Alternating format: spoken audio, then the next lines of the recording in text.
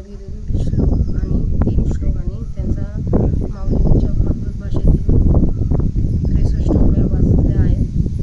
आता त्याच्या पुढच्या सेवेस आपण चालू करूया. पारायण.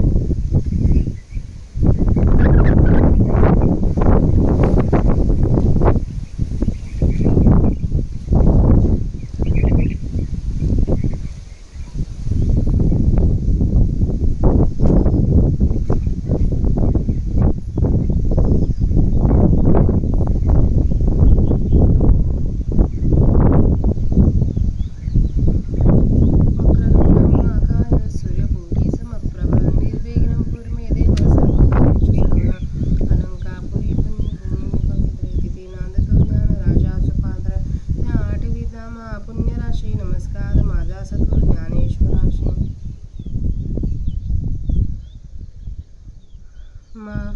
मया ततमिदं सर्व जगत् व्यक्तमूर्तिना मस्तस्थानी सर्वभूतानि न चाहं तेष्वस्थिताः. माझे या विस्तारलेपणाचे निनावे हे जगची नोहे आघवे. जैसे दूध मुराले स्वभावे तरी तेची देही. की बीजची झाले तरू अथवा भंगारची अंगारू. तैसा मज एकाचा विस्तारू ते हे जग. हे अव्यक्तपण झाले तेची मग विश्वाकारे उतजिले. तैसे अमृतमूर्ती मी या विस्तारले त्रैलोक्य जाणे. महदादी देहाते ये आशेषही भूते परी माझ्या ठाई बिंबते. जैसे जळी फेना परी तया फेना अंतू पहावे. जेवी जळ न दिसे पंडुसुता ना तरी स्वप्नीची अनेकता चेल्या नोजे. तैसी भूते ये माझ्या ठाई बिंबती त्या माझे मी नाही. या उपपत्ती तुझ पाही सांगितली या मागा. मनोनी बोलली या बोलाचा अतिसो न की जे या लागे हे असो. तरी मजा आत पैसो दिठी तुझी. नच मस्तस्थानी भूतानी पश्यमी योगमेश्वरम. भूतभृन्न च भूतस्थो ममात्मा भूतभावना. आमचा प्रकृती पलीकडील भाव जरी कल्पनेविन लागसे पाहो. तरी मज माझी भूते ही वाव जे मी सर्व म्हणवणे. एरवी संकल्पाची या सांज वेळे नावे कधी मिरे जेतीची बुद्धीचे डोळे. म्हणवणे अखंडित परी धावळे भूतभिन्न ऐसे देखे. त्याची संकल्पाची सांज जे लोपे ते खंडिताची आहे स्वरूपे. जैसे शंका जात होवे लोपे सापपण माळेचे. एरवी तरी भूमी आतुनी स्वयंभ काय घडे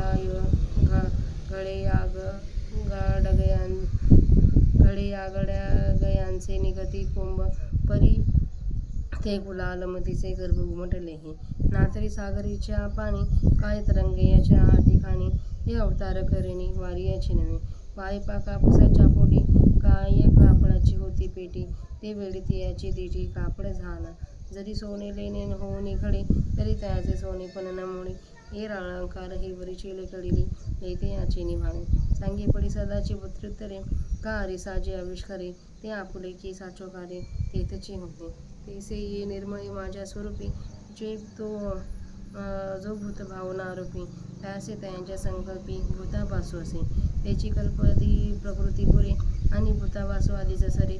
मग स्वरूप उरे एक सरी निखळ माझे. हे असो अंगी भरली या भवंडी. जैसा भोवत दिसते अरडी दरडी. तैशी आपुली कल्पना खंडी गमती भूते. त्याची कल्पना सांडविणी पाहे तरी मी भूती माझ्या ठाई. हे स्वप्नी परी नाही कल्पावया जोगी. आता मी एक भूता ते धरता अथवा भूता माझे मी असता. मी या संकल्पसन्निपाता आतुलिया बोलूया. म्हणून परी येसे गे प्रियोत्तमा. या परी मी विश्वेसे विश्वात्मा. जो या लटकिया भूतग्रामा भाव्य सदा. रश्मीचेनी आधारे जैसे नवतीचे मृगजळ आभसे.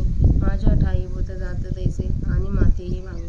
मी ये परीचा भूतभावानु परी सर्व भूतांचे अभिन्न. जैसी प्रभा आणि भानू एकचिदे. हा मुचा ऐश्वर्य होय तुवा देखील आखे सांगू. आता सांगे काही इथ लागू भूतवेदाचा से. या लागी मजपासून भूते आणि नवती हे निरुते. आणि भूत वेगळी या माते कैस न मनी हो. यथा आकाश स्थितो नित्यं वायुः सर्वत्र भूमः. तथा सर्वाणि भूतानि मस्तानि नित्यपाधारय. पै गगन जेवढे जैसे पवनु गगनी तेवढाची असे. सहज हालविली या वेगळा दिसे.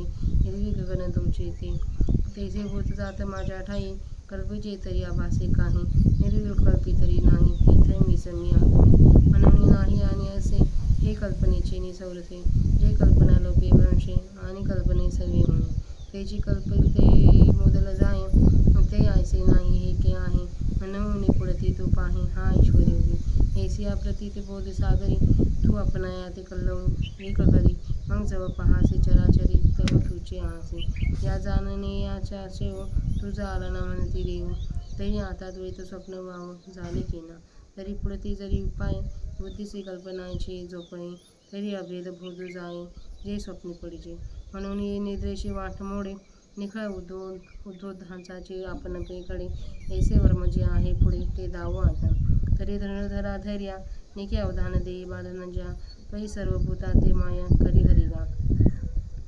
सर्वभूतानि कौंतेय, प्रकृतिं यान्ति मामेकां, कल्पक्षये पुनस्तानानि, कल्पादो विसृजाम्यहम्.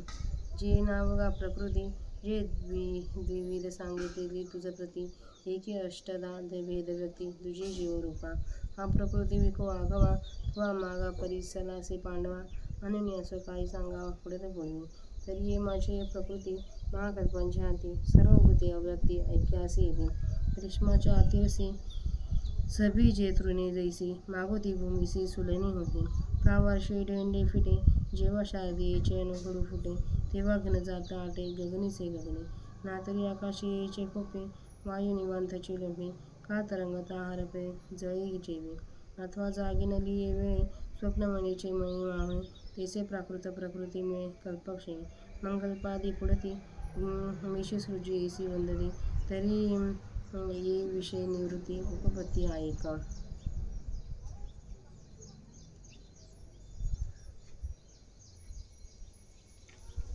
माऊलींच्या प्राकृत भाषेतील 105 ओव्या वाचून झाल्या आहेत. त्यात आपण 35 ओव्या वाचल्या आहेत. त्याचा मराठी अर्थ बघूया. अव्यक्त रूपाने मी हे सर्व व्यापलेले आहे. सर्व भूते माझ्या ठिकाणी आहेत, पण मी त्यांच्या ठिकाणी स्थिर नाही. माझा विस्तार म्हणजे हे जग नाही काय, तर होय माझाच विस्तार आहे. ते कसे, तर जसे दूध विरजले असता ते स्वभावतः दही होते, अथवा बीजच झाड झाले किंवा सोन्याचे अलंकार बनले, त्याप्रमाणे हे जग म्हणजे माझ्या एकाचा विस्तार आहे. हे अव्यक्तपणाने थिजलेले संकोचित असते, तेच मग विश्वाच्या आकाराने पातळ होते परसते. या रीतीने अव्यक्त रूप असलेला मी त्रैलोक्याच्या रूपाने विस्तार पावतो असे समज. पाण्यावर जसा फेस भासतो त्याप्रमाणे महत्तत्वापासून देहापर्यंत ही सर्वही भूते माझ्या ठिकाणी भासतात. अर्जुना, पण या फेसाच्या आत पाहिले असता जसा पाणी दिसत नाही, अथवा स्वप्नातील अनेक पण जसे जागे झाल्यावर नसते, त्याप्रमाणे ही भूते माझ्या ठिकाणी जरी भासली तरी पण त्यामध्ये मी नाही, हा विचार तुला आम्ही मागे अध्याय 7 वा श्लोक 12 मध्ये सांगितला आहे, तो लक्षात आण. एवढ्याकरता बोललेल्या गोष्टींचा पुनरावृत्ती करून पाल्हा करू नये, म्हणून हे बोलणे राहू दे, तर माझ्या स्वरूपात तुझी दृष्टी प्रवेश करो. कल्पना टाकून पाहू लागलास तर सर्व भूते माझ्या ठिकाणी नाहीत, असा हा माझा ऐश्वर्य योग आहे, तो पहा. तसेच भूतांना धारण करणारे, तथापि अलिप्त असल्याने भूतांच्या ठिकाणी स्थिर नसलेले, आणि ज्याच्या ठिकाणी भूतांची कल्पना केली जाते, अशा प्रकारचे माझे स्वरूप आहे. मायेच्या पलीकडे असणारी जी आमची शुद्ध स्वरूप स्थिती, ती जर तू कल्पना टाकून पाहशील तर हे सर्व प्राणी माझ्या ठिकाणी आहेत हे म्हणणे देखील व्यर्थ आहे, कारण सर्व मीच आहे. म्हणून सहज विचार केला तर कल्पनारूप संध्याकाळच्या वेळी बुद्धीची दृष्टी क्षणभर मंद होते. तो मी या मिथ्या भूत समुदायाला सदा आश्रय आहे. सूर्यकिरणांच्या आधाराने जसे मिथ्या मृगजळ भासते, त्याप्रमाणे प्राणी मात्र माझ्या ठिकाणी मृगजलवत मिथ्या समज, आणि मलाही सूर्यकिरणा प्रमाणे सत्य समज. या प्रकारच्या मी जग या कल्पनेला आश्रय आहे, परंतु मी सर्व जगाहून वेगळा नाही असे आहे. तो कसा, तर ज्याप्रमाणे सूर्य आणि सूर्याचा प्रकाश एकच, त्याप्रमाणे सर्व प्राणी आणि मी एक आहे. अर्जुना, हा आमचा ऐश्वर्ययोग तुला चांगला समजला ना. आता येथे महत्तत्वापासून देहापर्यंतचे तत्त्वे व मी यामधील भेदाचा काही संबंध आहे का, सांग. याकरता माझ्याहून सगळे प्राणी वेगळे नाहीत हे खास, आणि मलाही प्राणी मात्राहून वेगळे कधीच मानू नकोस. सर्वत्र संचार करणारा महान वायू आकाशाच्या ठिकाणी असा नित्य स्थिर आहे. त्याप्रमाणे सर्व भूते माझ्या ठिकाणी स्थिर आहेत असे जाण. परंतु आकाश जसे व जेवढे आहे तसाच व तेवढाच वायू आकाशात असतो. सहज पंखा हलवून पाहिले तर तो वेगळा दिसतो, नाहीतर आकाश व तो एकच आहे. त्याप्रमाणे प्राणी मात्र माझ्या ठिकाणी काही कल्पले तर भासतात, जर कल्पना केली नाही तर ते नाहीतच. त्या ठिकाणी सर्व मीच मी आहे म्हणून भूतांचे असणे आणि नसणे ही कल्पनेच्या योगाने होते. कारण की ही भूताभास हा कल्पना नष्ट झाली की तीच बरोबर नष्ट होतो.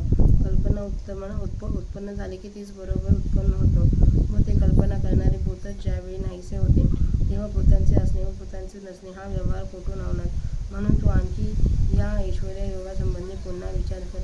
अशा अनुभवरूप ज्ञानसमुद्रामध्ये तू आपल्याला एक लाट कर. मग चराचरा जर तू पाहशील तर तूच एक आहेस असे कळून येईल. देव म्हणतात, अर्जुना, या ज्ञानाची जागृती तुला आली ना? जर आली असेल तर आता द्वैत स्वप्न मिथ्या झाले की नाही? तरी पुन्हा जर कदाचित बुद्धीची कल्पनेची झोप येईल तर अभेद ज्ञान जाईल. त्यामुळे मग कल्पनारूपी झोप लागल्यावर तू द्वैतरूपी स्वप्नात पुन्हा पडशील. म्हणून या कल्पनारूपी झोपेचा मार्ग मोडेल आणि आपण केवळ स्वप्न जागृती रूपच होऊन जाऊ. असे जे एक खास वर्म आहे ते तुला आता उघड सांगतो. तरी हे धैर्यवंत अर्जुना, बाबा चांगले लक्ष दे. अरे, सर्व प्राणीमात्रांना मायाच उत्पन्न करते व तीच त्यांचा नाश करते. हे कौंतया, कल्पांती सर्व भूते माझ्या मायेप्रत जातात. त्यांना पुन्हा दुसऱ्या कल्पांच्या आरंभी मी निर्माण करतो, जिला प्रकृती असे नाव आहे आणि जी तुला 2 प्रकारांनी सांगितली. एक 8 प्रकारचा भेद दाखवून स्पष्ट केली व दुसरी जीवरूपा म्हणून सांगितली. हा सर्व प्रकृतीचा विषय अर्जुना तू मागे अध्याय 7 श्लोक 4-5 मध्ये ऐकला आहेस, म्हणून आता तो राहू दे. वारंवार कशाला सांगावयास पाहिजे. तरी हे सर्व भूते महाकल्पाच्या शेवटी या माझ्या अव्यक्त प्रकृतीत ऐक्याला येतात. ग्रीष्म ऋतूच्या प्रखर उष्णतेत बीजासहित गवते ज्याप्रमाणे पुन्हा भूमीमध्ये पूर्णपणे लीन होतात अथवा वर्षा ऋतूच्या अवडंबर नाहीसे होते व जेव्हा शरद ऋतूचे झाकले पण नाहीसे होते, म्हणजे शरद ऋतू जेव्हा लागतो तेव्हा सर्व मेघ मात्र आकाशात नाहीसे होतात, अथवा आकाशाच्या घरात वायू शांतच होऊन नाहीसा होतो, अथवा लाटेचा आकार पाण्यामध्ये ज्याप्रमाणे नाहीसा होतो, अथवा जागृती आली म्हणजे स्वप्न मनातल्या मनात नाहीसे होते, त्याप्रमाणे कल्पाक्षयाच्या वेळी प्रकृतीपासून झालेले सर्व जग पुन्हा प्रकृतीत लीन होते. नंतर पुन्हा कल्पाच्या आरंभी मी सृष्टी उत्पन्न करतो असे लोक बोलतात. तर याविषयी खरा विचार ऐक. मी आपल्या प्रकृतीचा अंगीकार करून प्रकृतीच्या नियंत्रणामुळे पराधीन असलेले सर्व भूतसमुदाय मी पुन्हा पुन्हा निर्माण करतो.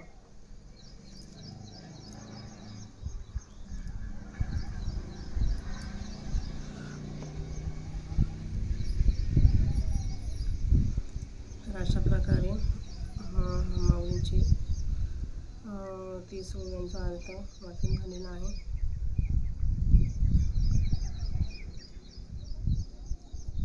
रामकृष्ण हरी सर्वांना.